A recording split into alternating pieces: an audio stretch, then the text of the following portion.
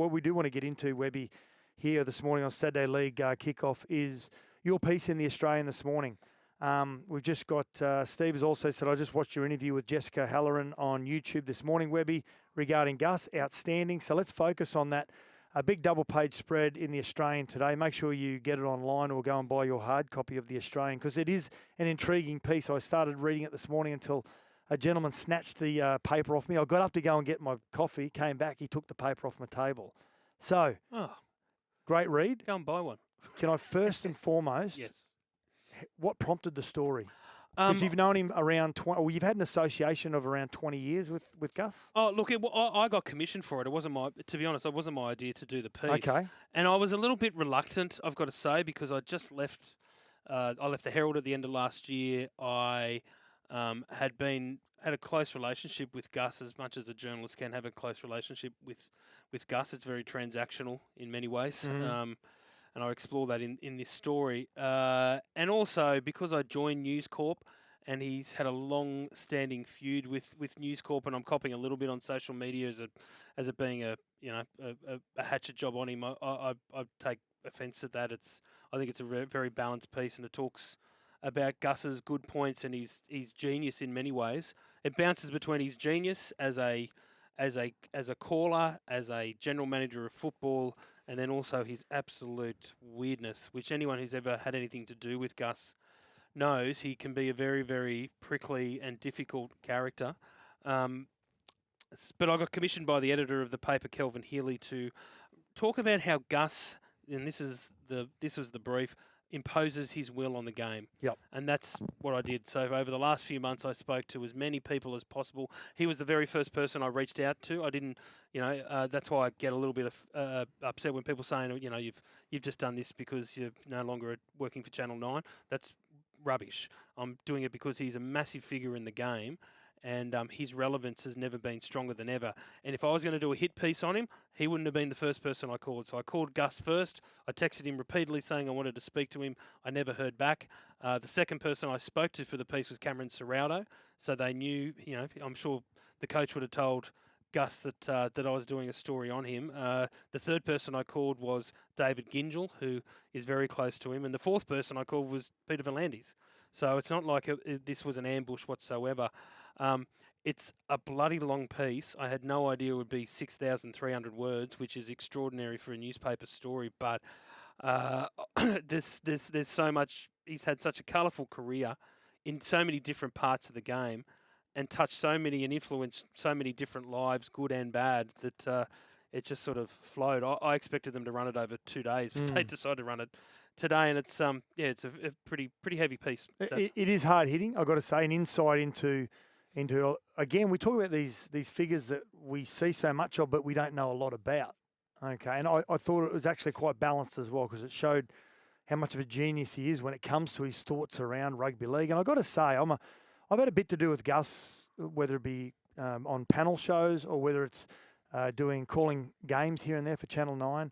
I've always wanted to try and get closer to him, to pick his brain, because I am such a rugby league nerd, but I've never been able to break that. As soon as you think you're exterior. close to Gus, you're not. Yeah, but in saying that, his credibility in the game and his insightfulness around the game, I think, is bang on.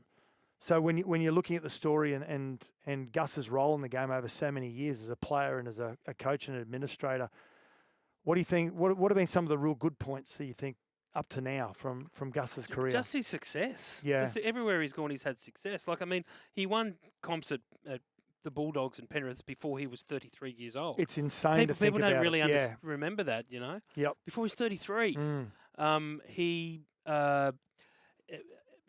didn't win, he never won a comp or couldn't get to a grand final as coach of the Roosters, but he did become coaching director when Ricky Stewart was there, and it certainly set up a system there and a philosophy that the Roosters that got them to 5 grand finals.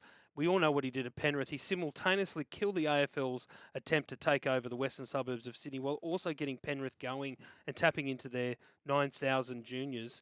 and it set them up for the success that they have now. I'm not saying that Gus is solely responsible for it, but he turned them around. He picked up the phone to James Packer and said, mate, we're on the bones of our arse. This club's about to fold. We need 10 million now. And Packer wrote a cheque for 10 million on the spot. You know, like, not many people can do that. He's got so much, and now he's doing the same thing at the Bulldogs. Like, I write in the piece today that he spends around, the Bulldogs say the most they've ever spent is $4 million a year, but $5 million a year on pathways. $5 million a year on junior development, because he's trying to do at the Bulldogs what he did at Penrith, but in the meantime he's got got experienced players from other clubs, mostly from Penrith. He got the next big thing in coaching, and Cameron Serrato to the club. They're a top 4 team. People forget only a few years ago they were the worst club. It's following the same trajectory, isn't it? It certainly is. Yeah. So you can't deny success, but beneath that lurks a real weirdness and a vindictiveness and just an outright, I don't know, strangeness to the whole way he goes about his business. You talk to people who have been in his life, been in Gus's life for all of their lives, and 1 minute Gus is all over him, next minute he won't acknowledge your presence. He'll invite you to lunch and then look at his phone for 2 hours. He's a very eccentric character. As Ray Warren calls him, he's tripolar. But I honestly think, and I write this today, Sats, that I reckon he understands rugby league better than he knows himself in many ways. I think he's got one of the great rugby league brains across all formats. I think if Peter V'landys or Andrew Abdo, if their phone rings and it's Wayne Bennett or Phil Gould, I think they definitely pick it up. But I think he's not as powerful as V'landys. V'landys is the most powerful person in the game, but I honestly believe Gus is second. Mostly because of the voice that he has and the way that he is prepared to say what others aren't. But he'll use that and manipulate people because of his presence in the media. It's the art of negotiation. It certainly is. Hey, would you ever see him stepping into headquarters? No. No. V'landys came after him a few years ago to become a referee's consultant because he was always so critical of them. But I don't know. He also comes at a price tag. Yep. It's always around 900 to $1 million, whichever club or whoever he works for. So he doesn't. And that's fair because his resume says that's right. That's worth it. He's a big character in the game, and I like writing about these type of people. Whether it's Gus, whether it's Bennett. They're interesting people.